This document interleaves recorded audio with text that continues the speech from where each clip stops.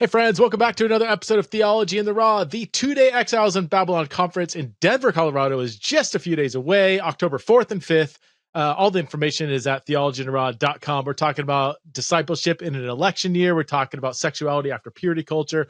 We're talking about fake news propaganda and healthy news consumption. It's going to be a barn burner. You're not going to want to miss it. You can attend live or virtually. Again, theologyintheraw.com. My guest today is Jordan Bush, who is the author of Thank God for Bitcoin and the founder and executive director of TGFB Media. Thank God for Bitcoin Media, which exists to help Christians understand and use Bitcoin for the glory of God and the good of people everywhere. Prior to founding TGFB, Jordan and his family served as missionaries and church planters in Montevideo, Uruguay. This was a really fascinating conversation. As I said at the very beginning, my learning curve went through the roof because I know hardly anything about Bitcoin. And I know many of you probably don't know much about Bitcoin either. So this was a really fascinating discussion. I learned a lot, and I think you will too. Please welcome back to the show for the first time, the one and only Jordan Bush. All right, welcome, Jordan, to Theology in the Raw. I am really excited about this conversation, primarily because my learning curve is going to go through the roof because I know hardly anything about Bitcoin. So let's start there, Jordan. What is Bitcoin? And keep it as ground level as you can go. Yep. And how did you get into it? Because I think maybe those stories might intertwine. Yeah, so Bitcoin is a decentralized digital currency. It was a open source software project that was the culmination of several decades of work in the field of cryptography. This was something that cryptography has been used throughout generations, hundreds of years, in order to try to, specifically in war, to try to hide information and ensure that information gets delivered to the intended audience. And so for over the last 100 years or so, or I guess 75 years, something along those lines, since the end of World War II, there were people who were trying to leverage this cryptography for other more civilian level ends, including over the last few decades in the 80s and early 90s. They were trying to figure out how can we apply this technology to money. And have a basically create a monetary system that could be used to enable individuals to transact freely, especially once in the 80s, once computers came around. They tried to figure out how can we transact on the internet in a secure, private way. And so Bitcoin it's really this technological innovation. It's this, philosophical innovation and achievement. And I believe someday it's going to win the Nobel Prize, just because the number of different, things that come together in Bitcoin, the number of different fields, and then technological achievement that I all kind of coincide with Bitcoin. It's just a really fascinating story. So that's the Cliff Notes version of what it is. Again, real quick, can you define cryptography? I know the Greek word, so I could probably figure it out. But for our audience, what is that? Yeah. So it's just like hidden messages. It's basically if you break it down, crypto is I believe it's to hide. Now it's been a while. So yeah. And then graph is writing. So it's like hidden writing. You can think about like the code talkers. This is the common example of during World War II, they used these Navajo Indians, this language that really wasn't very well known by anybody else. And they use that to obscure military messaging in order to get, to protect, try to protect war interests. They use this. Okay. And so again, there's different ways to do this. There's different approaches and that have different levels of difficulty to crack. And so cryptography, modern cryptography is used, it basically uses very complex numbers and the probability of discovering these very large numbers to, basically, and there's ciphers involved. They basically try to hide messaging. And so this is used from for everything from your bank uses cryptography in order to obscure people's access to their accounts so that normal people just can't get in. Some hacker couldn't get in there and see other people's accounts or access people's accounts. It's also used for something like protecting the nuclear codes. We are very heavily reliant on cryptography for security at a national level. At a business level, international business level, and then obviously as well, individuals there's tools available and more tools as things get worse and worse on a privacy front, and then just trying to protect your data front. Cryptography, there's more and more people who are interested in and willing to invest time and resources into creating tools that leverage cryptography for the good of people everywhere.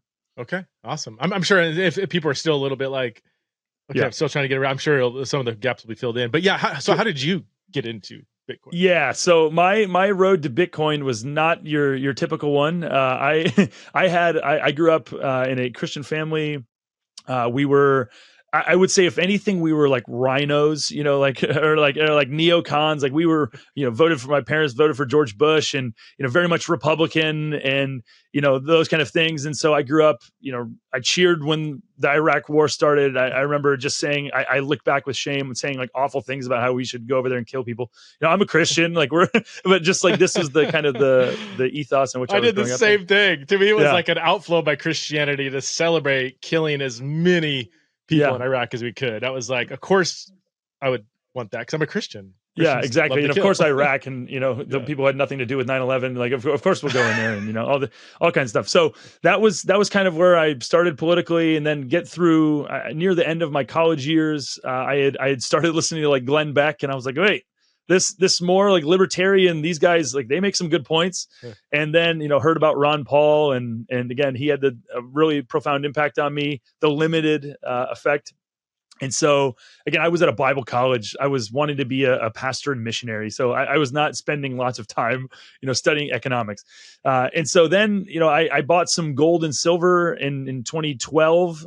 That was my first touch with Bitcoin. I was at a gold and silver broker, and this girl who was sitting behind the desk had a Bitcoin sticker on her computer. I believe Bitcoin was trading at around $200 at that point. And, oh my God. And I just asked a question about it and was like, hey, that's pretty interesting, right? And the guy just said, yeah, it really is. And I just was not ready at all. So it wasn't until, flash forward a few years later, 2015, my wife and I went to be church planters. We joined a church planting team, Reformed Baptist church planting team in Montevideo, Uruguay. And so for the next 4 years, we helped plant this small church, and anticipated. Uruguay is a very secular country. About 50% of the country would claim to be Catholic, Roman Catholic, but only about 5% actually practice. Only 50% would claim.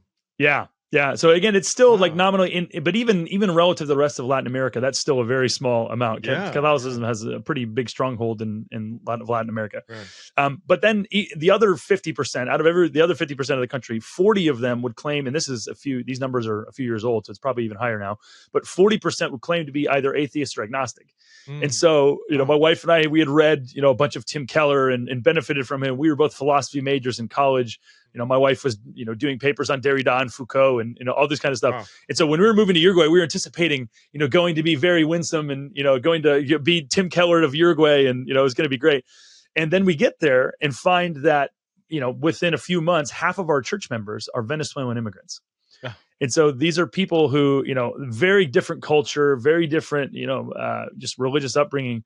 And so my initial question was, as we're trying to minister to these people's needs, they're arriving, there's about 60,000 over the course of a few years arrived in Uruguay alone. And so I just started trying to figure out, well, why are these people here? What's going on in their country? And in a nutshell, basically what I found is the government had hyperinflated their currencies, or their currency. They had, again, there's a bunch of different ways in which this went down, but part of it was in order to get elected, and this is, pretty happens all over democracies, republics, democracies, is we have elections every 4 years, every 6 years, and to get elected, one of the most tried and true ways to get people to vote for you is to promise them free stuff. And so in order to fund that stuff, in order to, complete those promises, in the world we live in now, that is, fully, every country on earth has fiat currencies. We're called fiat currencies, where the currency isn't backed by something of value. It has value because the government declares that it has value. And so basically, where in places where that happens, the way that governments fund these promises that they make to people is largely just to print money. They do it through a number of different ways. They can issue new debt and say, all right, we'll give you the benefit now, and then you can, we'll pay off the debt, in 10 or 20 years into the future. But that's largely how this happened. And so over time, the money in Venezuela the Bolivar, like became completely worthless to the point that people were literally taking out and throwing it into dumpsters. Or turning it into art projects and making things out of it because the money itself had lost so much value. So I'm sitting there just trying to make heads or tails of this and again, just do normal Christian ministry. But in the back of my mind, I'm sitting there thinking about these things and I'm seeing the consequence that this something is seemingly unspiritual in my mind at that point as monetary policy. I'm seeing the very real impact that it has on, for example, families. Most of the men who were, or most of the people who were arriving in Uruguay at that time were men. And they were again. This can influence so a conversation we can have later about just the effect of this on immigration. But these were quote unquote military age males who were moving by themselves to Uruguay, and then they were leaving their wives and kids in Venezuela. And the goal was to get a job and to make money and send money home to them, and then eventually save up enough money to be able to bring their families to them. And so when they're first doing this, they're hoping that process is going to take 6 months or something, or maybe a year. And it ends up taking, we saw this repeatedly happen, three or 4 years that this process would take. And so we just saw how this destroyed families. There were a number of families that we knew personally who, the husband and wife, there ended up being infidelity and divorce and, kids growing up without their fathers. And so we just saw the practical impacts of this. But then we also started, as we're in Uruguay, Uruguay has one of the most stable economies in Latin America. But one of the things that I found over time was that, okay, Uruguay is just at a different point in the cycle. Uruguay is at a more stable point today, but every currency in Latin America has failed 3 or 4 times since 1971 when the U.S. went off the gold standard. And so basically I saw this happening. So even though Uruguay was in a better place than Venezuela at that particular moment, things were still getting bad there and had been very bad there in the same way that had been bad in Venezuela. And so I just started to think about this and I'm just like, well, what do you actually do about this? Is this just something you're doomed to, to deal with? And so I just didn't really have good answers. I didn't really have anything that I thought, again, in the limited time that as I'm pastoring that I'm thinking about these things, I still just was like, well, what do you really do about this? And so it wasn't until 2019 when I got into Bitcoin. I had bought like a couple $100 worth. And then in 2019, I really, as a missionary, you have something called a 403B account. That's like the nonprofit equivalent of a 401k. And so we'd been missionaries for 5 years, and in that time, I had never even looked at our retirement account. Again, to give you an idea of who I was, and I just had never even looked at it because I'm like, I don't know anything, so I'll just leave it. And so after 5 years, I'm just like, I have kids now. I've got a wife. Like, I should probably look at this. And so I took some time to just try to study investing. And I'm like, what do I invest in? And so the one thing that I knew about investing was you're supposed to buy low and sell high. I'm like, okay, well, that's intuitive. That makes sense. But then as I'm doing, cursory research, I'm like, okay, well, housing, the housing market, real estate is at all-time highs ever. The stock market is at all-time highs ever. Gold is pretty much at all-time highs ever. I'm just sitting there looking at this and I'm like, well, what are you supposed to invest in when everything's at all-time highs? Nothing is low for me to buy.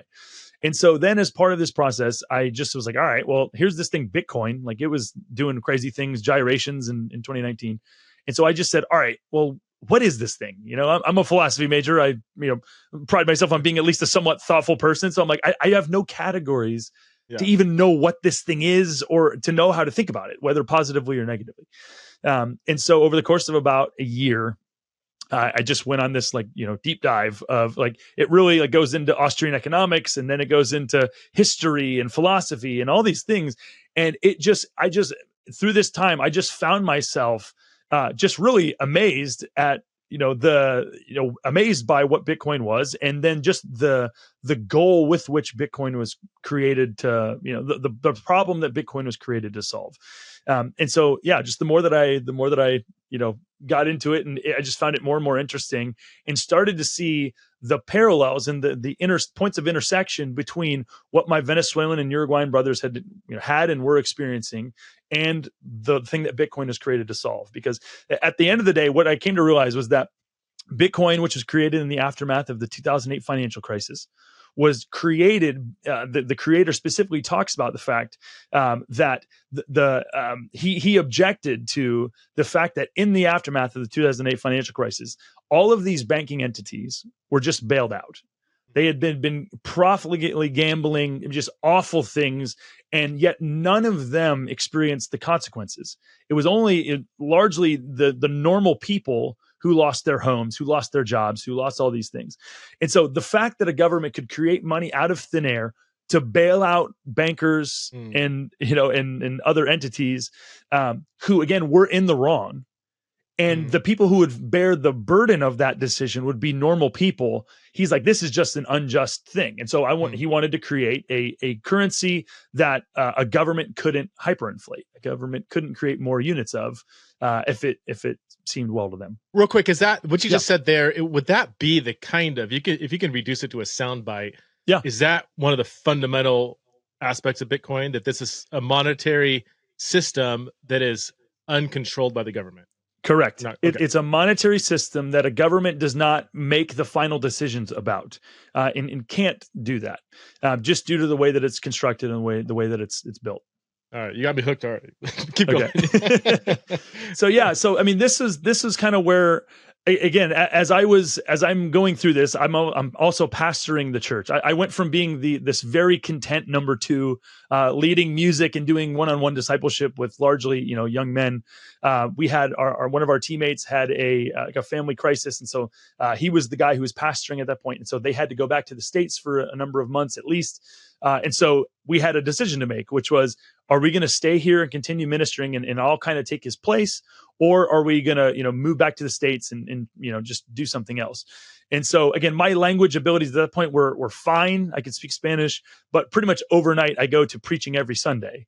And so that was this, really, again, it was a very, I love the process. The Lord is very kind.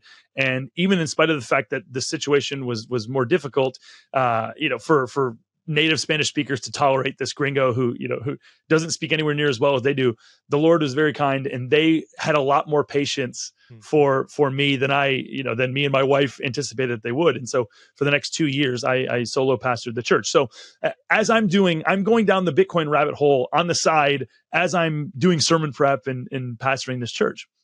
And so the thing what I started to see over the course of this year that I was getting into Bitcoin was, man, there's a whole lot more moral considerations to this issue of monetary creation than I would have ever imagined. And so the thing that I came to realize, I read this book in 2020. I joined this book club. It was a group of Christians who were also into Bitcoin, who wanted to read these books. And so the first book was by a theonomist of all things, named Gary North, who wrote this book called Honest Money.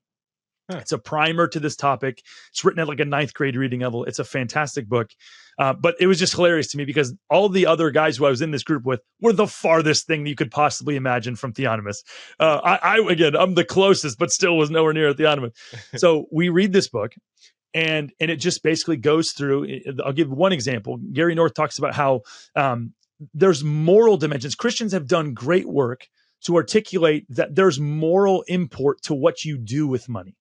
So like if I'm using my money and I'm going to visit prostitutes, or I'm doing something, like there's a moral component to how I use my money. Money is revelatory to what I love, to what I want and desire and all these kind of things. So there's moral import to what we do with money.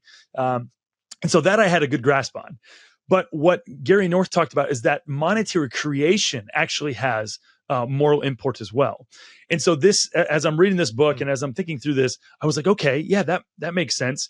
And then basically, I guess the way that this came to a head in terms of like scripture, as I was doing sermon prep, I was in the book of Galatians. And in the book of Galatians, the Apostle Paul, near the end of the book, he starts talking. He says, God is not mocked, for what a man sows, that will he also reap. And so I'm like, okay. So I'm sitting here. I've got largely new believers in our church, and so I'm like, all right, how do I articulate this in a way that makes sense, to them? And so I was like, okay. So the Apostle Paul was making the claim that God has so hardwired this principle of sowing and reaping into the fabric of the universe that to deny it is to mock him. Hmm. And so I started thinking, I'm like, okay, so what are some examples of this? Like, what are some examples of the fact that God is hardwired sowing and reaping into the fabric of the universe? And so the first thing that came to mind was, okay, so in Thessalonians, the Apostle Paul, he says, if one isn't willing to work, then neither should he eat. Right. And so I'm like, okay, so there's a sowing and reaping there. If you work, then you eat. And so I was like trying to think, okay, what's the logic? Well, the logic is that the point of food is to give you energy in part to work. And if you're not willing to use that, if you're not willing to steward that energy and that food faithfully, then you shouldn't eat. You shouldn't get the benefit of it. And so I was like, okay, sowing and reaping. And so there's a logic to this. And so then I just started going down I grew up in church, so all these different passages are flying to mind. So I'm sitting there thinking about the logic of biblical sexuality. So in God's world, in God's vision, you have God has an order to sexuality. So you get married, and then you're free to enjoy the fruits of marriage, which is sex and childbearing. And when we start to violate that order, we start to experience all kinds of, we start to reap all kinds of negative things, all things that hurt us and hurt other people, hurt any children that are the fruits of those endeavors. And so I just started to go through the scriptures, and I'm like, okay, this principle of sowing and reaping is everywhere. And then the culminating, again, as a pastor, you can appreciate this, like you culminate in Christ, right? And so what amazed me was like, okay, so whereas in Islam, you have, I've had the conversations with Muslims, and they basically don't understand why Jesus had to come to die. They're like, why, in like Allah can just forgive sins. There doesn't need to be a payment for sin. Whereas in the Christian gospel, like we believe that, sin, the soul that sins must die. There has to be a payment for sin. And so like Jesus he comes because he comes to pay for the sins of people. And so he comes to be this payment for sin. And so I started to see, okay, so this logic of sowing, reaping, it even applies to something like salvation. This thing exists here. And so I started to, as I'm at the same time thinking about Bitcoin, I started to think about our existing monetary system. And so today we have a monetary system where governments can create money out of thin air. They just either through the issuance of new debt digitally, they can just digitally decide we're going to create new money in the form of loans to give out to people or businesses or governments. They can do that. And so that basically they're creating money out of thin air and basically doing it to fund whatever they want to see subsidized. And so the more that I had seen firsthand the consequences of this, but one of the things that really impacted me was, okay, so fiat currency, there's a real sense in which fiat currency represents a denial of sowing and reaping. Like it's saying that we can reap where we haven't sown, and we can get the value of work today and then like pay for it at some point in the future. And the reality is that the speed at which this debt is being accumulated and the speed at which we're dragging productivity or value from the future into the present, it's not being done at a level where it's really going to be able to be paid back in our lifetimes. We're actually pushing this off onto our kids and grandkids. And so I started to think about this and I was like, okay, well, that seems horribly unjust. And whereas I'm sitting here, I'm reading Proverbs and it says that a godly man leaves an inheritance to his children's children. I'm looking at this debt burden that the United States and politicians in our names are stacking up and accumulating. And what they're doing is the inheritance that we're leaving to our children, my children and my children's children, is this inheritance of debt, to which the scriptures speak incredibly forcefully about. There's all kinds of things, people who would take the scriptures very seriously, people who would say, if the scripture says it, I believe it, who will look the Apostle Paul when he says, owe no man anything. They'll look that verse directly in the face and says, all right, well, yeah, that's just must be, a product of Paul's time. That's not the world we live in anymore. And so this was another consequence that I started to see is, okay, so what a system that is built off of debt rather than money that is debt, one of the effects of it that it has is it teaches people to marginalize the scripture. It teaches people to basically doubt and to basically not being able to have the same kind of faith, basically, or it tempts them to not have faith in the scriptures to the same degree that they otherwise would, and to a degree that would be justified throughout the rest of human history. Because this is another big thing, is that scarce money has been, it's been something that has been a hallmark of every civilization throughout time. It's of productive civilizations. Scarce money, whether it's in the form of shells or precious metals or whatever it is, scarce money is a bedrock of a stable nation. And when that starts to go away, then you start to see all kinds of instability in many different forms come to pass. Is that scarce money with gold? Yep. So gold. Yep. And so that's why, because the people I talk to that know about this stuff, and I don't, often say it was disastrous when the United States went off the gold standard. And I don't, they've explained it to me, and it's just like, whoop. Yes. It's like you're speaking Spanish to me. Yes. And so again, I'll give you one example. Like, hopefully this will help articulate and make it make sense. So one of the temptations, and this is what Gary North talks about in his book, he talks about how just economically, there's always a temptation to expand the goods that you have illicitly. And so the example that he gives is to try to get something without working for it.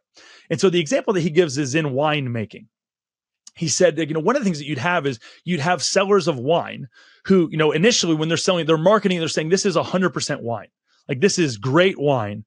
And so they're able to make, there's a certain production cost, and then there's a cost that they're selling it for. And so over time, one of the things that's tempting for these winemakers is to fudge on the amount of wine. So rather than having 100% wine, they can do, all right, let's do 99% wine and 1% water. And so now what you're able to do is you're able to make 1% more profit than the cost of production of this wine. And so this can happen all over the place. We see this today. There's something called shrinkflation. We see this in the form of like candy bars. If you look at candy bars, a lot of them, they've shrunk in size. If you look at the same candy bar from 30 years ago, the same Snickers bar from 30 years ago, it's significantly bigger, even if the price is staying about the same. Yeah. And then over time, even though the price won't stay the same, this price will start to go up. And so it's this nasty little way of, it can either be done illicitly on the part of the seller themselves, or it can be, people can be tempted to do it as a consequence of the money itself, this happening to the money itself. And so how does this happen with money itself? Well, for much of human history, you've had gold and silver coins that were used as money. And so just like every other good, there's a production cost to the money itself. So if you're going to make gold or silver coins, what do you have to do? You have to pay someone to go and dig it up out of the ground. You have to pay for tools to help them do that. You then have to have, a refining process that takes time and money. You also have to, refine it. You have to, in the case of, modern coins, you have to stamp an image on them. And so all of this thing requires time and resources to produce them. And so the temptation for, especially when it was governments who were, doing this monetary creation, the temptation for them was to, rather than use the stated 99% gold or 99% silver, the temptation was for them to start to fudge on the production. So, hey, let's introduce 1% of, iron or something into the coin. It's such a small percentage that it's not perceptible to the person using it. And what has that enabled the government to do? It's enabled them to expand their purchasing power, expand the amount of money in the system by 1%. That gives them more purchasing power to do whatever the government wants to do. And so this is where this starts to be, I started to realize, man, this has moral consequences. So you have governments who are trying to expand their purchasing power without telling their citizens, and in doing so in a way that isn't perceptible. They're trying to gain an advantage over every other economic actor, over their brothers and sisters, their neighbors. They're trying to gain this thing and use it for their own ends. This is you're describing what happened when we went off the gold standard. That this is yes. This has happened cyclically. Even again, this has happened in many of this is the fall of the Roman Empire. You can attribute to this too. Wow. Over time, the money got more and more watered down. It had less and less precious metals in it, until the point that, again, the famous example in the Roman Empire is that their army, which had enabled their empire to grow and to become so powerful, enabled their country to become so powerful, their army refused, or their soldiers refused to accept their currency. that it became so worthless that they just basically said, we refuse to accept this as payment for what we're doing. And so basically they quit. And so that was part of what led to the downfall of the Roman Empire. Wow. And so you've seen this in other places, in other countries. This happens over and over again. The money gets more and more watered down. And then it gets to the point where the money becomes worthless. Everybody recognizes that it doesn't buy the same amount of scarce goods that it did before. And so this cycle keeps happening over and over. And the people who are there's something called the Cantillon effect, which basically says those who are closest to the point of monetary creation have an outsized advantage over those who are farther from the point of monetary creation. So in the way that this works out in Venezuela is basically when Maduro creates money, he can go out and give that to friends of his and business partners of his. And so they can take that money that is created out of thin air, they can take that and go buy scarce goods with it before the rest of the economy has been able to knows that there's so much more, can do the calculus of there being so much more currency units in the system. It basically enables them to buy these scarce goods at prices that would be much higher once everybody comes to this realization. So an example of this that we've experienced would be in COVID. Okay. So COVID happens. I don't know if I'm allowed to say that word if you'll get demonetized or something, but I don't. 4 years ago, okay, you had governments. And so this is again where I have friends who, like President Trump. And I'm like, hey, you can like some of these things, but President Trump sent out airdropped these checks to everybody, right? Sent out these checks, airdropped them to people. And this was money created out of thin air. And then within a year of that happening, what was one of the consequences we saw? We saw housing prices that were going up 30, 40, 100%. Now, why was that happening? There's a number of reasons, but one of the reasons was because almost overnight, you had way more money, way more dollars that had entered the system. So it was like, basically, this is the crazy thing is 80% of all the dollars that have ever existed were created within the first year of COVID. Okay. Wow. So you have 80% more money, okay, competing for more or less the same amount of houses. And so when you have more dollars competing for more houses, or for more or less the same amount of houses, the only way for that to work out is for the amount that people are willing to offer for houses goes up. And so this is why I started to see, I was talking to friends while we're living in Uruguay during that time. I'm starting to talk to friends in the States and they're like, hey, people are offering $75,000 over asking, in lots of different places. And so this is the consequence, where money is easily able to be created. Things that aren't able to be created as easily as that money are going to go up in value, whether it's homes, whether it's, cars, whether it's, whatever it is. That's just the nature of the way that this works. And so again, for me, I started to see, okay, well, wait a second. So who's getting impacted by this? I started to see, man, the United States, I'm seeing this dynamic and hearing about this dynamic happening in the United States. I'm like, man, this is exactly what we're seeing in Uruguay and exactly what our Venezuelan brothers and sisters are seeing. And it's going to have the same consequences. And so what are those consequences? Well, people who are, especially nonprofit organizations like churches, they're going to be disproportionately impacted by this money printing. Think about it like this. If you have a business, okay, and inflation happens, your cost of production for your goods that you're selling go up. Well, in the short term, you can actually respond to that. You can actually adjust your prices. You can raise your prices.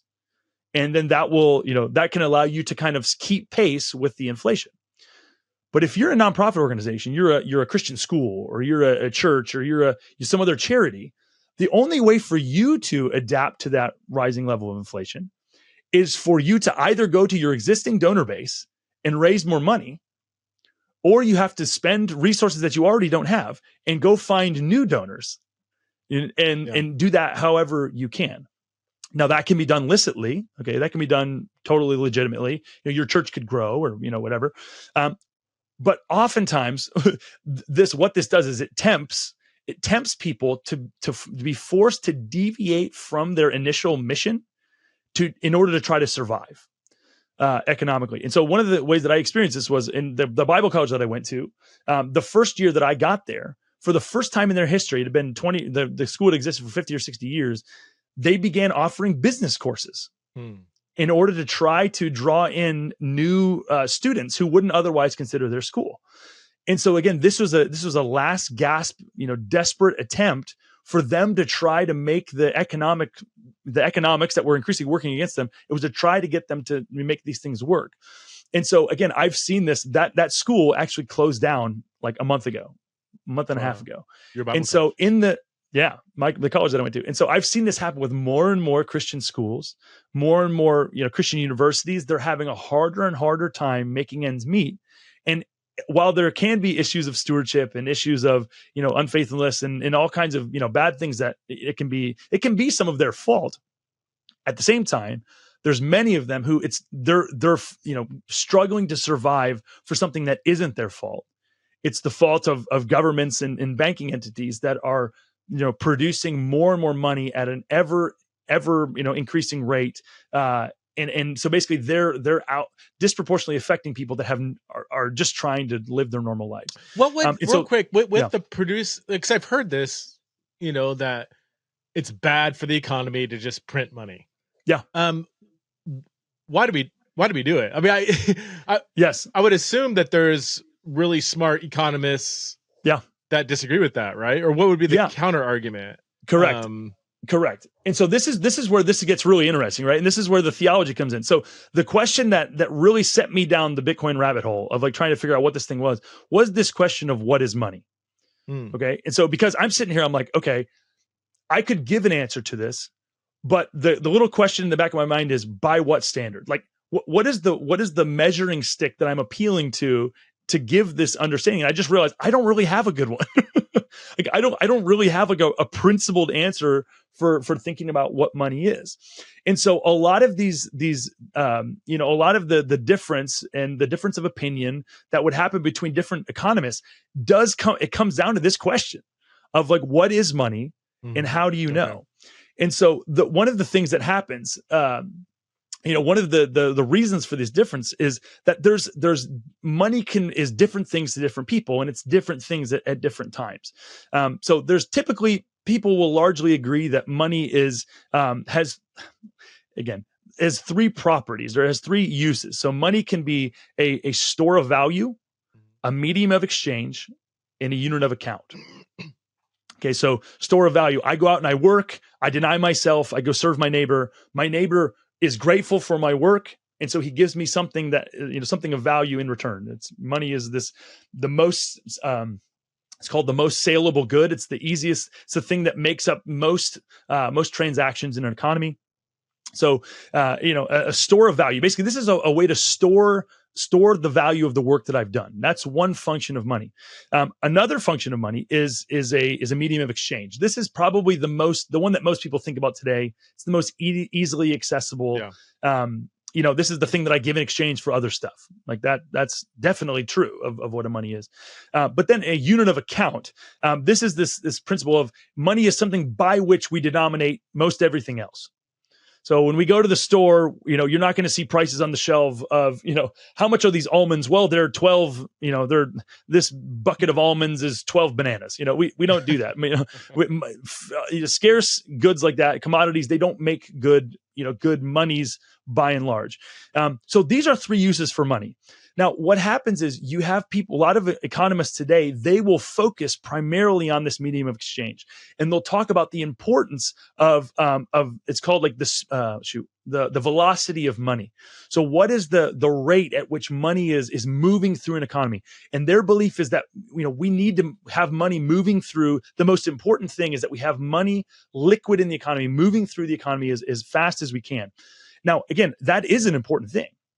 That obviously is an important thing. People need to have enough, there needs to be enough money in the system that allows, economic transactions to happen. But the question is there an order in which these, is there an order to these characteristics of money? And how does what is the process for money coming into existence? Is this something that is just a government creation? Is this something that is a free market chosen thing? And so this is where I started to get really interested in this. So it's like, okay, so, a lot of people today, we just assume that our money today is government created. It's created by, the government. The government, makes it, they give it its value. It's got their, their seal on it. It's got their name, whatever. This is used here. And so what I just began to realize as I was studying monetary history was like, this hasn't always been the case. For large parts of human history, you had gold and silver serving as money, and it wasn't some sort of government entity stating, you have to accept gold or silver. People valued gold and silver because of properties that it had. And then what you had over time was the government would put their stamp on this certain amount of gold or silver to say, actually, this is 100% silver or 99% silver or whatever it is. It was more of a validate the intrinsic value that's already there. Exactly. Yeah. Validating that this is what it says it is. It wasn't the government saying, we're going to create this, we're going to give this money value. And so that move is what happened in 1913 with the creation of the Federal Reserve. And so once that starts to happen, like that's, okay. So have you heard James K. Smith? Yeah. Okay. So James, he wrote this book called You Are What You Worship. Yep. And so in this book, he talks about, the fact that, every pedagogy is rooted in a philosophical anthropology. All right. To which I'm sure all of your listeners are like, amen. I totally agree. It's like super heady. Okay. So what he's saying is every pedagogy, every approach to teaching is rooted in a philosophical anthropology, and it's rooted in an understanding of what it means to be human. And so I heard about that probably 10 years ago, and I think about it like 3 or 4 times a year, if not more. I think about it all the time because I'm just like, that is so profound. And so as I was getting into thinking about money, I just started thinking about money, and I'm like, wait a second. Every money, every currency, every monetary system is also rooted in a philosophical anthropology. It's also rooted in an understanding of what it means to be human. And so this is how this works out. So if you believe that money is just a government creation, and the primary reason that it's important is because it gives governments the ability to control the economy, well, then you're gonna look for a money that looks a certain way. You're going to look for a currency that is shaped a certain way, that is created a certain way. And so, for instance, why has the government chosen fiat currency? Well, because it allows them to create money out of thin air. It allows them to do it very easily. There's very little cost. They can take the same piece of paper and put 100 on it, and it's worth 100 times the same piece of paper that just has a 1 on it. So it's very efficient. It's very effective for the specific governmental ends that the existing governments have for it. It gives them lots of control. Now, the downside of the existing monetary system is that it basically allows normal people the value of their labor that they're trying to store in this money. It allows that money to be taken from them, abstracted from them in a way that they really don't have control over. Now, gold or silver is shaped very differently. So gold and silver prioritizes, it values the scarce labor in scarce goods. It's just another thing in that respect. So gold has a production cost, as we talked about, just like soybeans or, whatever it is. Gold also has a production cost. And so gold scarcity allows scarce people with scarce time to effectively, save and deny themselves and save the value of their labor over time in ways that are much harder for anybody, whether it's a government or some sort of private counterfeiting ring, to take away the value of. And so this is what I realized, and this is why I'm spending my, at least this portion of my life doing what I'm doing, is because literally these monetary problems are actually theological problems. Like what we're seeing as monetary and economic problems are actually rooted in a theological understanding of what it means to be human, and what it looks like, what it looks like to live in the world.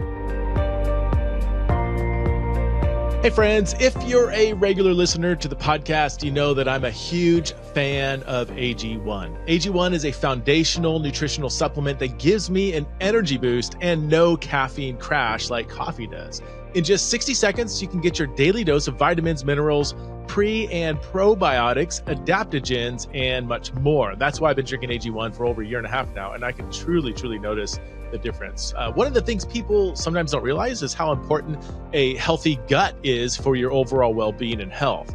Well, AG1 is very effective in supporting your gut health. It contains prebiotics, probiotics, and gut supporting ingredients to support your digestion, reduce bloating, and keep you regular. In fact, in one research study, 97% of the participants felt their digestion improved after 90 days of drinking AG1. In another study, AG1 was actually shown to double the amount of healthy bacteria in your gut, which again is vital for your overall health and energy.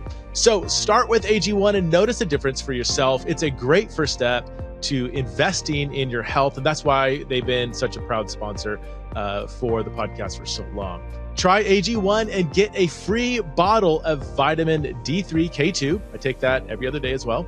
And 5 free AG1 travel packs with your first purchase at drinkag1.com/TITR. Okay, so that's a $48 value for free if you go to drinkag1.com/TITR. Check it out.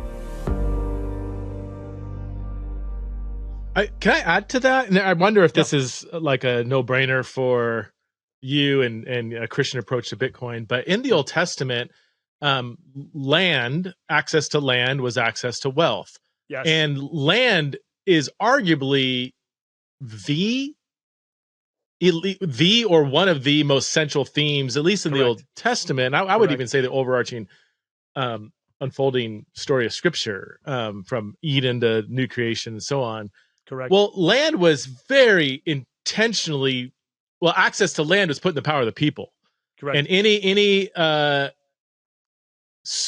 government official, let's say a king, Ahab and others that tried to exert power or control over the people's land, that was on par with murder, adultery. Correct. I mean, that you don't do that. The land belongs in the power of the people. And even in Joshua and Numbers, we see that the distribution of the land, the size of the land depended upon the size of the tribe. Like there was not perfect equality, but I would say very relative equality.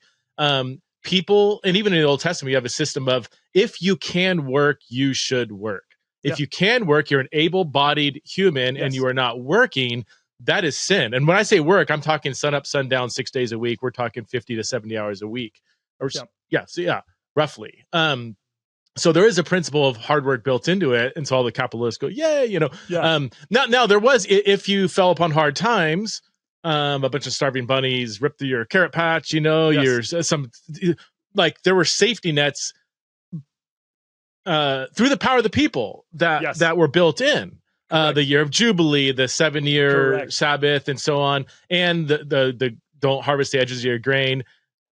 Not so that an able-bodied person can come eat who's too lazy to work, but so that the elderly, the orphan, the widow, the people that don't have access or physically can't work can depend upon the work of others. So there is a kind of a blend of some socialistic-ish values, not socialism as it is today, but people helping others out. 100%. And so this is, I 100% agree. So this is where you have to look these right in the face. So the other example of this is the distribution of the land.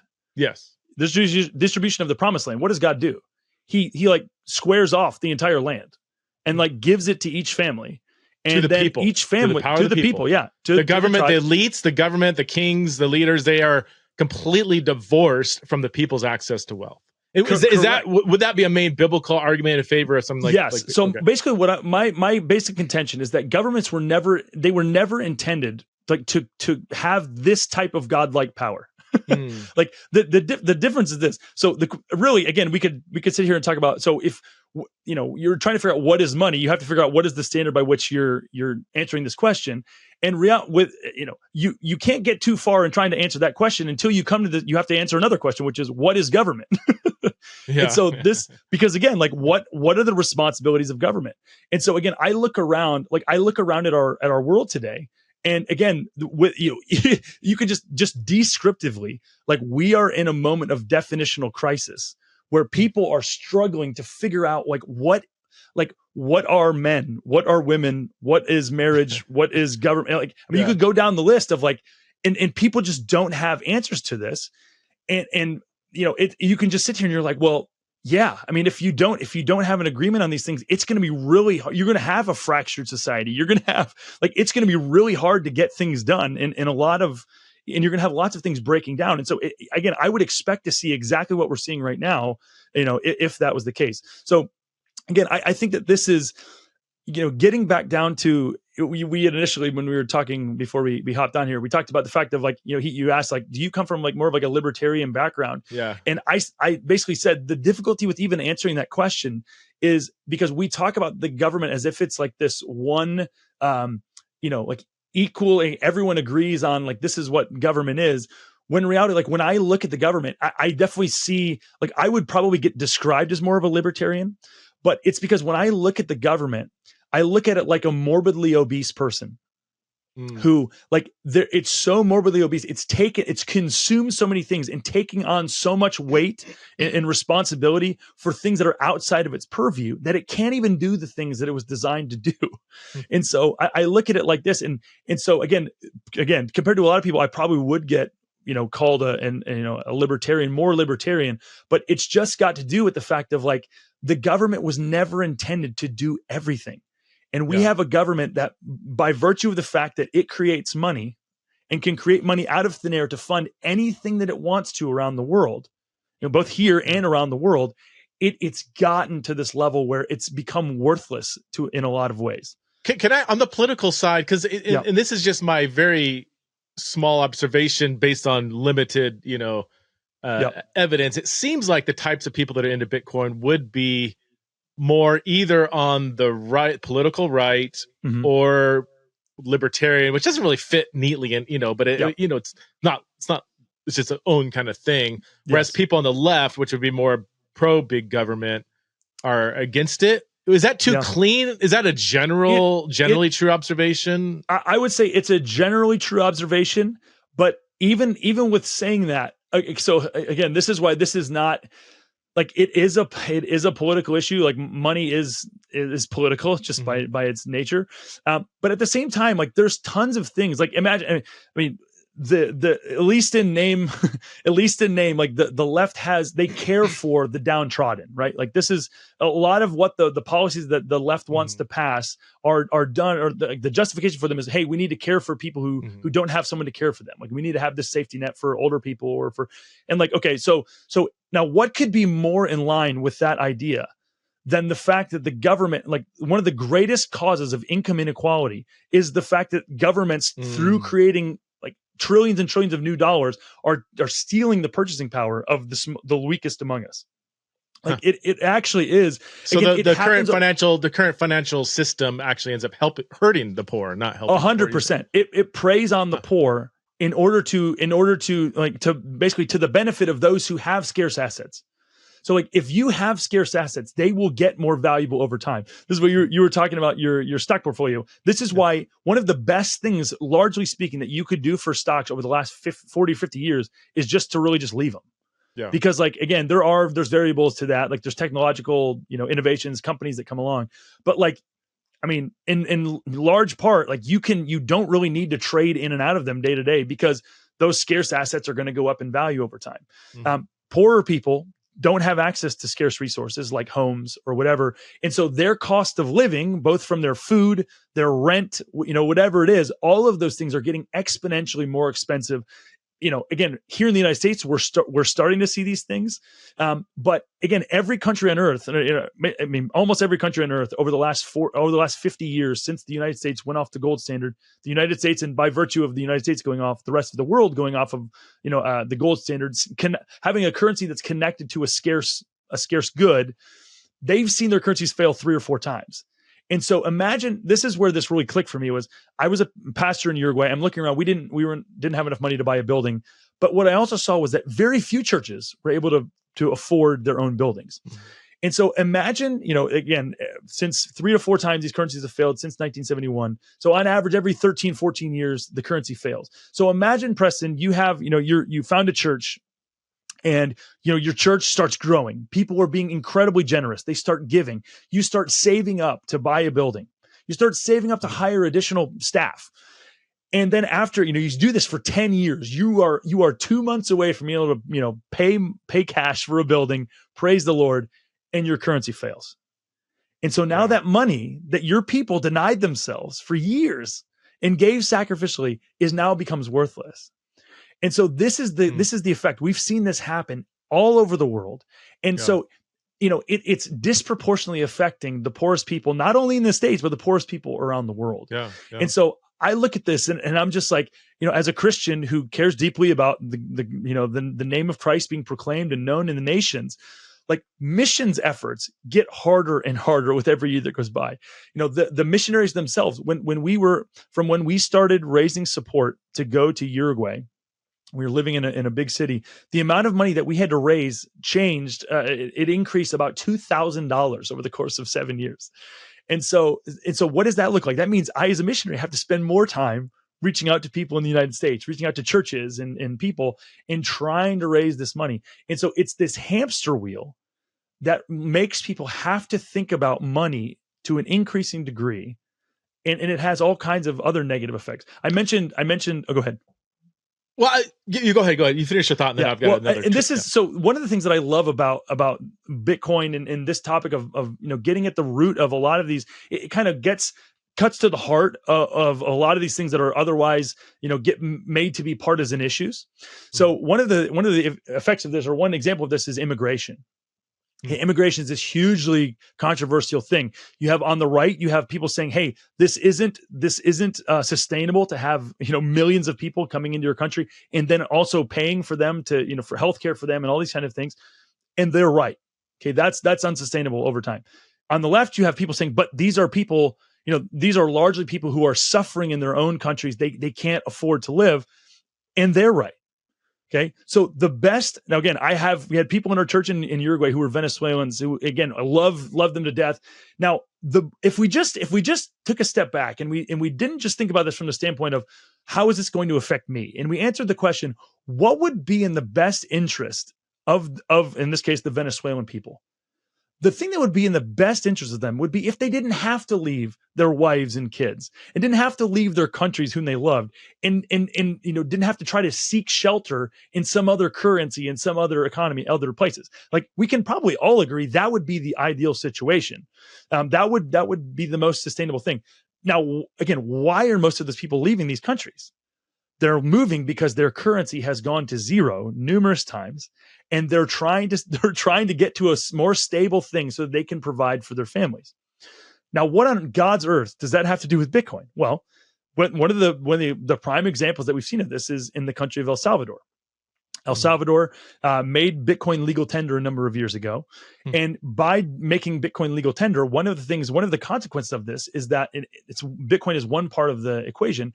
They've seen a large reversal in the immigration trends that saw El Salvador as one of the highest countries sending people into the United States. That is just fact. That Bitcoin having a scarce currency that you're able to save in that gets more valuable over time rather than less valuable. That actually it's starting to turn the thing. It's helping to bring some economic stability.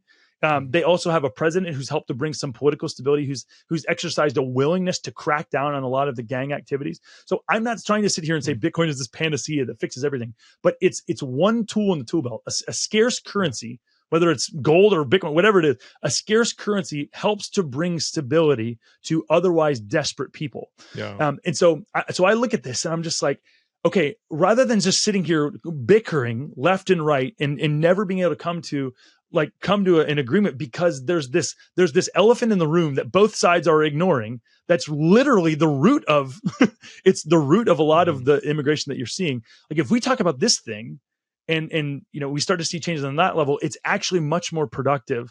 And it allows both sides to acknowledge the truthfulness in what the other side is raising up, while still having, still basically providing a path forward that isn't just the existing paradigm for either of those things. I do want to add a little side note here. A lot of the immigration problems and even instability in places like Venezuela are due in part to the U.S. Correct. Oh, yeah. U.S.-backed coups, because Venezuela is on huge oil reserves, and the United States can't have an oil reserve that it doesn't have its hand into. So because of economic self-interest in the U.S., we will establish if the Venezuelans don't vote in the right person, we will take care of that. We'll get the person in that we want to have in so that we can have access to the oil. in summary. So and that's what's missed in the immigration debates is like all these people fleeing to into the U.S. because of instability in their countries. How much of that is blowback? From 100%. Our 100%. Anyway, that's another discussion. No, no, it's a fantastic point that again I think is more and more common with younger people. Like I would say, like the millennials, like we're more. I feel like percentage wise, and maybe this isn't true. Maybe this is just ignorance on my part. I feel like there's more and more of a recognition of that. Than at least I've experienced in my lifetime. I mean, again, living in Uruguay, we saw, I mean, you can actually look at this. I mean, a lot of these things, these coups have to do with currency. So you had Muammar Gaddafi. Muammar Gaddafi said that he was going to start buying gold or buying oil with gold. And then all of a sudden we needed a little freedom. All of a sudden the U.S. decided that, Libya needed some good old democracy. And the same thing happened with Saddam Hussein. Saddam Hussein wanted to start selling oil in gold. And all of a sudden he needed a little democracy too. Yeah. And so this is absolutely like, it's not just like this, what you use as money actually is a hugely political thing that has resulted over time in a lot of this kind of intervention that you're seeing. I want to come back to, and this comes back to kind of like, what is draw me a picture of what Bitcoin is, because it's not linked to a precious metal, right? No. And it does fluctuate. I mean, I told you, I think offline, like, I think it was in 2020, somebody that I respect says, you should buy Bitcoin. I'm like, all right, we'll spend a little bit. Don't want to roll the dice too much, and then bam, it dropped in half. I'm like, crap, Yes. So how, maybe explain what it is. Is it just an electronic idea? It's immaterial, right? And how is that terribly different than the current monetary system? Correct. Yes. So the primary difference. So it's a digital ledger. Okay. So again, like this is what it does. It's kind of weird, but it's a digital ledger and it's an open ledger. So anybody who wants to can basically run a copy of the Bitcoin ledger. They can download it. It's relatively small. You can download it and you can see like a ledger of every single Bitcoin transaction that's ever taken place. And so you can validate for yourself, like, oh, look, there's this transaction I sent. I can see that it was sent here. It actually was verified. It actually went through. Here it is. Now that is contrasted with something what we have within existing banking institutions, which is just private ledgers. So if you were to go to Wells Fargo and say, hey, I want to see your ledger entry. I want to make sure that you guys have I want to see your books, make sure you have the money you say that you have. They're going to be like, kick rocks, my guy. Like, like they're not going to do that. And so again, this is the type of the radical transparency that the creator of Bitcoin wanted to create as a way to, basically to be a completely like the polar opposite of the existing system. So now what this looks like is there was a number of things that were kind of set in stone from the beginning. Okay.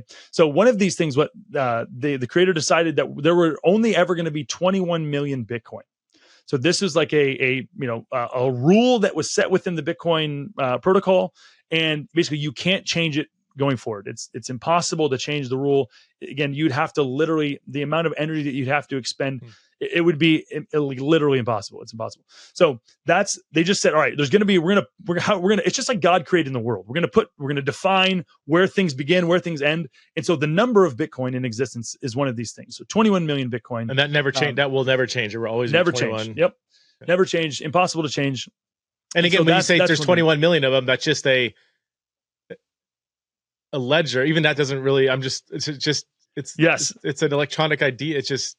Yes. Okay. Now here's where this gets a lot more physical. Okay. This is where I don't understand how the internet works. Okay. I don't understand how I can watch Gladiator. Correct. From, download it to my computer. Anyway. And this is a broader point, and this is why I say I almost said Spanish, like por favor, like please, like you do not need to understand Bitcoin in order to use and benefit from Bitcoin, because I guarantee you 99.9% of the people listening to this podcast do not understand how the existing financial system works. It is in terms of the mechanics of it, you do not understand it. All you know is that it works when you need it to.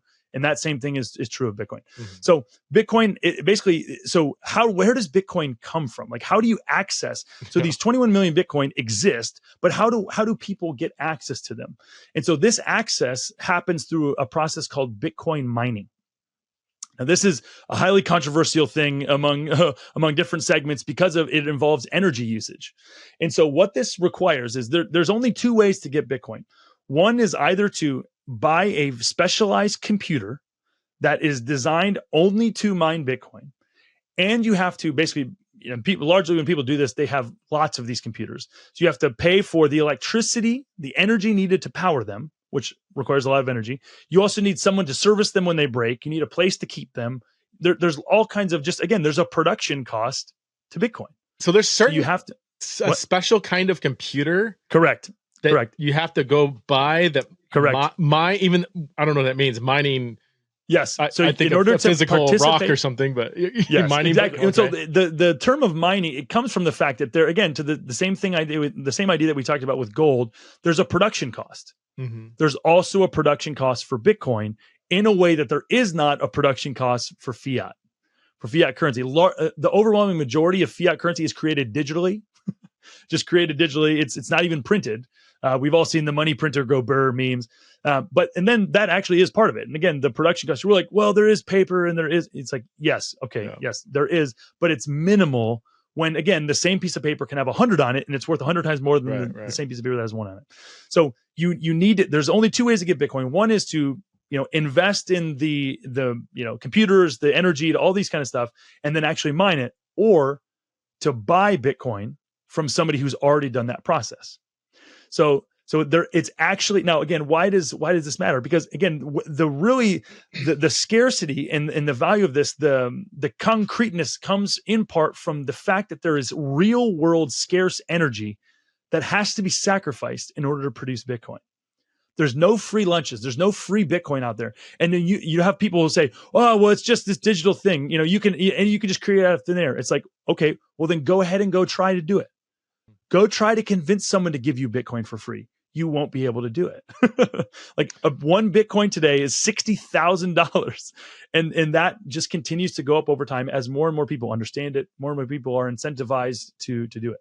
Can you explain the fluctuation then? Like, why did my Bitcoin drop in half within a few months if I bought it? And I think it's gone back up. But that, to me, it seems like back in the gold and silver trading a goat for a donkey kind of days, like that would never have happened. Like a donkey's worth a donkey, a goat's, So this isn't really taking us back to that original monetary system, is it? Or is it just in its early stages? And correct. So okay. This is okay. Here's an example that I give of this. Okay, so imagine if you have a baby, and you're super excited. You're like, wow, this is incredible. And somebody goes, well, that baby's not even a human. And you're like, what do you mean it's not a human? And the guy goes, well, listen, the scriptures say that we're supposed to be fruitful and multiply.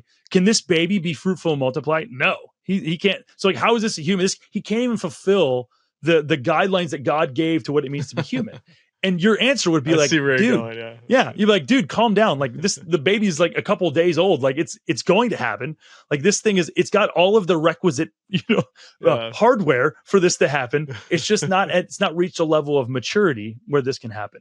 And so what we're seeing in real time is like, with Bitcoin, you're seeing money be born and grow up before your very eyes. And it's having all of it's reaching all the checkpoints that you would expect money to like go through. It's just because there's only one government on earth. I'll never forgive Bukele, the president of El Salvador, for ruining this otherwise perfect illustration that I had. And as a former pastor, you understand like the value, how we cherish our beautiful illustrations. But like up until El Salvador made Bitcoin legal tender, every single Bitcoin transaction had been voluntary. Everyone, it was an complete opt-in. Like I voluntarily choose to participate in this network to own Bitcoin. Nobody was forcing people to buy Bitcoin. Now that's changed a little bit, and there's some nations that are taking more and more steps on that. But this is one of these things where, so with the fluctuation, okay, what is going on with the fluctuation? The fluctuation is actually, this is like a little bit of a mind messer upper, okay? Because in reality, the Bitcoin is not changing. One Bitcoin is one Bitcoin. The Bitcoin is not changing in any way whatsoever. What is changing is the amount of dollars that someone is willing to give and receive for a Bitcoin. So really, so there's actually 2 things going on. What you're learning is what do people value a Bitcoin at? But you're also valuing what do people value a dollar at? Mm-hmm. Because like the dollar, this is another thing that Americans have a really hard time understanding, because we've had the incredible privilege of only having to think in one currency. Okay, it's a huge blessing. It's much more efficient. It saves us time. It saves us brain, brain power, all these things. And so we think of everything in dollars, and we just do that. But almost everybody else on earth has to think in at least two currencies. They might think in dollars. That's going to be the savings account for lots of people all over the world. They're going to, if they can get dollars and saving them, they're going to do that because it's so much less volatile than their local currency. But then they also have to think in local currencies. And so they have to do this calculation constantly. Is this a good time to exchange, the goods that I have for my currency at this point? Is this, are we at a high or a low?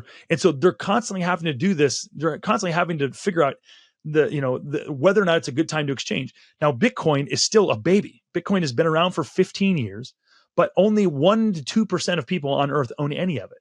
And so it's easy for large entities to move the price up and down of Bitcoin.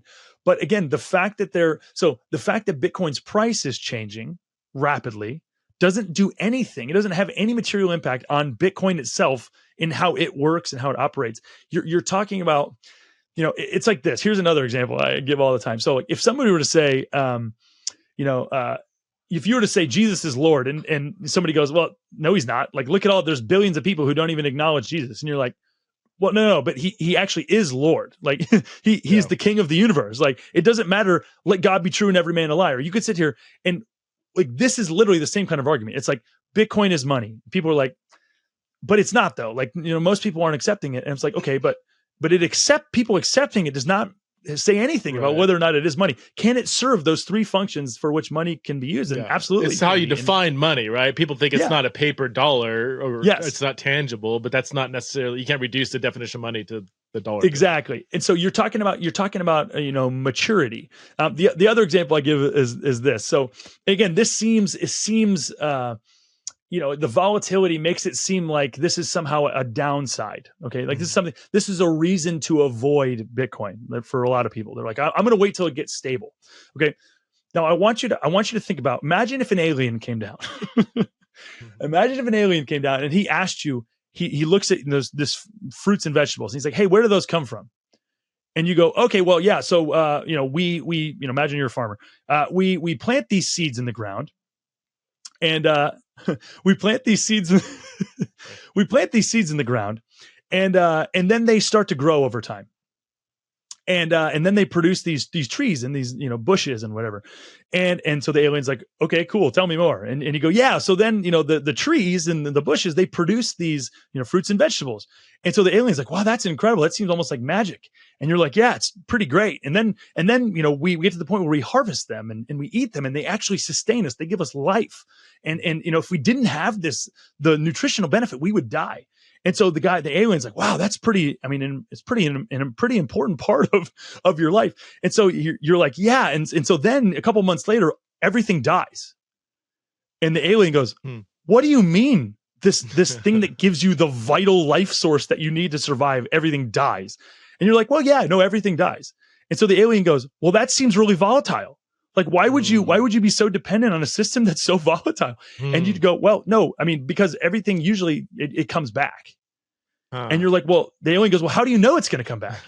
And you go, well, there's no guarantee. We don't have like a contract or something, but just this is the nature. Like there's biological and different, variables that are undergirding, just growth of vegetables and fruits and all these things that result in, it normally coming back under normal circumstances. So real quick. So you said 21 million Bitcoin, correct. 1% to 2% are involved. What would happen to the price if 10% of the population you would see an exponential growth in the price of Bitcoin? And what if it goes down to 0.5%? Like it's not, is the only way the price of Bitcoin would go down and stay down is if more and more people start pulling out? No, is it that simple or no? So that's part of it. But and most people think that that's the case. And so that's where the accusations of being a bubble or speculative, mania or whatever. If you've heard of like the tulip crisis, have you heard about this? Mm-hmm. Okay. So there was like this tulip mania in, in the Netherlands like a few hundred years ago. And so like the price of tulips went like parabolic for a couple months or something. Mm-hmm. And then it collapsed and it never happened again. And so to this day, people accuse Bitcoin of being just another tulip mania. The problem is the tulip bubble never reinflated. Bitcoin has these cycles where Bitcoin, again, very similar to food production, it has these cycles, and the cycles are built around the fact that there's this mechanism within Bitcoin that every 4 years, the new daily issuance of Bitcoin, so the amount of Bitcoin that is, like able to be accessed every day, so the new supply, all the other stuff that's been mined is out there in the wild, but every day, every 10 minutes, there's a new block of Bitcoin that gets mined. And so every block of Bitcoin has 3.125 Bitcoin that gets accessed. Every 4 years, that amount gets cut in half. Okay. So this just happened in April. It just happened. So before April 20th, the daily supply or daily issuance the block reward was 6.2 whatever Bitcoin. Now it's 3.125 Bitcoin. So what you have is more and more people over the course of time buying into Bitcoin, understanding it, being incentivized to look for something other than their local currency to save in, to invest in, whatever. More and more people are doing it. And with every year that goes by, or every 4 years that go by, it's more scarce than it was the year before. So even though, like, again, if tomorrow half the world stopped using it, you would, in the short term, you'd see a giant movement in Bitcoin's price, dollar denominated price. Again, it would look better. It would look better in other currencies, but in the dollar, it would look, so again, this is the thing, is you can't even compare, because again, it's relative, right? Yeah. The dollar is in a way better place than the Venezuelan bolivar. And so the ratio of Bitcoin to bolivars is going to be different than the ratio of dollars to Bitcoin. I was going to ask you a question, but then I feel like even the nature of the question misses the point of Bitcoin, which leads to another question. My question is this. I was going to say, how confident are you that it's going to go up? Like, are you 95% sure? Like, dude, if you put money in now, in 5-10 years, you're going to make a lot of money. But then it's like, well, wait a minute. That sounds like gambling. That doesn't sound like the original purpose of money. If I'm like, well, can I make money off of doing nothing by paying in now? So help me understand that I guess just maybe to answer the question. It's a great question. It's a great question. And again, what I tell people all the time, like, a lot of people's perceptions of Bitcoin are what they are because of from where they're hearing about Bitcoin, where they initially hear about Bitcoin from.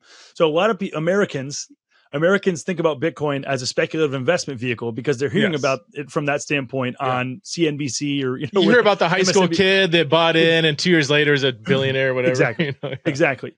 And so again, but that was by no means the reason why Bitcoin was created. Like, you can go back and verify all this. Like, this was not junior high kids on the internet just having fun. Right. Like, this is, you can go back and read for 10, 15 years before this, very intelligent people who were very, very keenly aware of human rights, like the human rights impact of something like Bitcoin if it were to exist. Just there's just privacy interest. There's tons of reasons why this matters that that go beyond just we're going to get rich or something. And so I would also compare this. The way to compare this would be the existence of heaven. Okay, so like, you're going to go to heaven. Okay, like, heaven is a reality, right? We're going to spend eternity with God. Okay, now do we want to go to heaven because we get like all of these cool things that go with it? It's like, no, we want God, and so we get heaven thrown in. And so, like, with Bitcoin, like, the point of money is like money does a number of things on a number of different levels. So again, scarce money is basically one way of acknowledging God's lordship, is the fact that we live in a world of scarce things. God made a scarce world.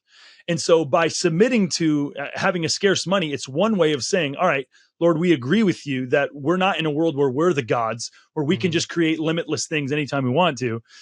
So that's one thing. And then also just on the human and love your neighbor level, again, non-scarce money has been disastrous on 100 different levels. Again, I think about, again, I mean, basically money is liquid power. It enables you to subsidize any idea or belief that you have, for better or for worse. And so, again, what has been some of the outflows of this on a U.S. level? Okay, well, the United States subsidizes African abortions. We spend hundreds of millions of dollars that's created out of thin air. We send it over to Africa and fund all kinds of African abortions. Are you Now, serious? oh yeah, 100%. And so, and again, that's not even to speak of all the wars that we talked about. It's not to speak of all the coups, all of these things. Basically, like the current currencies are one element of control, and like unlimited fiat currencies are functionally ways that give governments godlike power.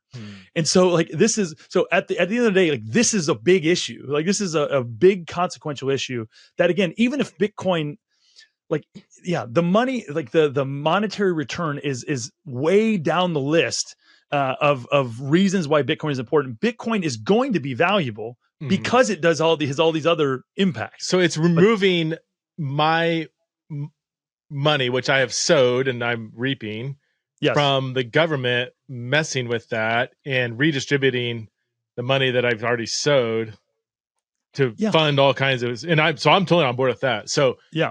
So if in theory, say I took all of my whatever liquid assets, retirement, whatever, and just pulled it out of the government system, put it into Bitcoin, that's one way to protect my money from being used or devalued over time too. Yes. Now you're saying in the meantime, there could be some devaluing. I put in 10 grand, it could go down to 5 grand, could go down to 3 grand, it could go back up to 7. Like, so there's going to be some volatility.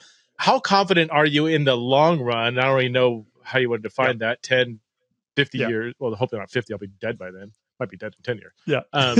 How confident are you personally? You're not giving financial advice or whatever, but like that it's going to go up. Yeah. And so again, so my only way to answer this question, I mean, again, the Lord, again, I have no idea what could happen. Like I'm not sitting here like you have to, grab people by the lapels and, but no, it's like at the same time, if you look at the incentives, okay, like people think about Bitcoin, they're like, oh, this is just people trying to get rich quickly. And reality, well, the thing I and a bunch of other people who are into Bitcoin, it's like, no. Bitcoin is designed so you don't get poor quickly. Right. It's designed so that you don't get the value of your, the money that you do have, so that it doesn't lose value quickly, because that is happening. Whether or not, like, regardless of Bitcoin existing, you already have this problem that you have to figure out a solution to. And so one of the things that I tell people is like, I don't think of Bitcoin. It's not a panacea. It's not an end all be all thing, because we are physical beings who have real physical needs. So like, I'm not saying sell your house and buy Bitcoin necessarily. If you live in a ginormous house and you could downsize, like that might be a different thing. I'm not saying, don't own land or don't own precious metals or whatever. The reality is there's different threat models, and Bitcoin is it basically counteracts a number of those threat models, including ones that are somewhat time bound. So again, this is one of the cool things. So if you're our Venezuelan brothers and sisters, right? They're sitting here, and a lot of them left Venezuela on foot. They had to walk across the border. They didn't have enough money to pay for a plane ticket. And so they had to bring as much valuables with them as they could. That was the only way they could do it. If they had like a bag of gold and silver, there's people who are waiting on the border. They know people were walking across the border with their, life savings or whatever. And so they'd become an easy target for being robbed. With Bitcoin, one of the incredible things is you can memorize a 12-word passphrase in your head, cross any border in the world. Nobody even knows that you have it. You could tattoo it on your body and, do whatever. And you can get to where you're going, and you can start over with, literally, theoretically, billions of dollars just by virtue of doing that. So I think like Bitcoin, it has these properties that make it a timely tool to be used by people everywhere, including Christians, to, for the advance of the gospel.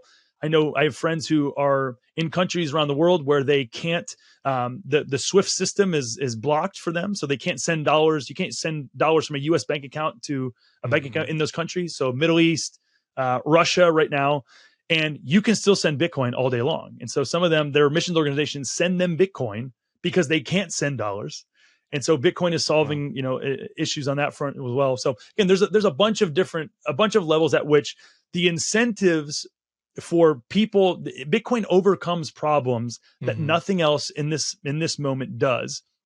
And people have access to it. And so I think Bitcoin is going to continue to grow in value as more and more people wake up to, again, the completely independent thing that's happening to them with fiat currency.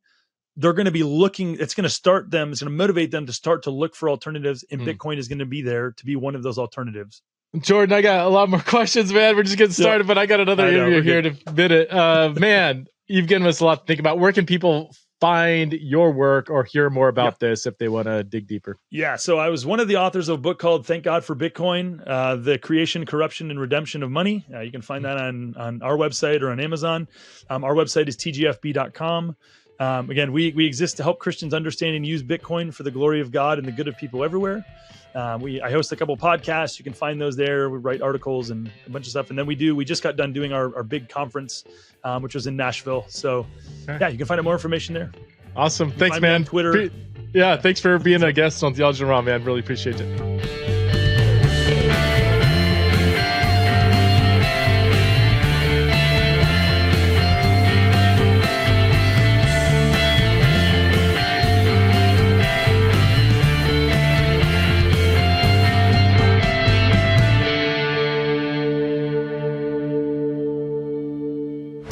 This show is part of the Converge Podcast Network.